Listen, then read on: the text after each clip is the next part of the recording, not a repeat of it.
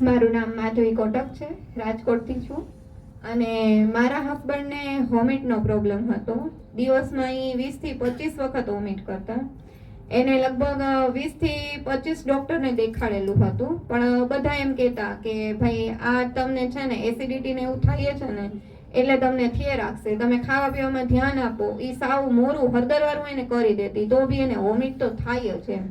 પછી એક દિવસ મેં એને CMD ના ટીપા આપ્યા. મેં કીધું તમે આટલું બધું કર્યું છે તો આ એક પ્રોડક્ટ ઉપર વિશ્વાસ કરો, તમને મારી ઉપર ભરોસો હોય ને તો એક વખત તમે આ ચાલુ કરો એમ.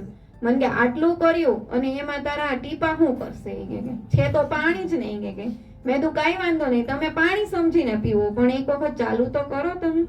તો કે વાંધો નહીં, હાલો કરીએ. કે તો નહીં માનો તમે, એને 10 જ દિવસમાં બિલકુલ આમ મૂળમાંથી જ વોમિટ નીકળી જ ગઈ. એને આખા દિવસની 20 થી 25 કરતા એમાંથી એને કાંઈ સડનલી બંધ જ થઈ ગઈ.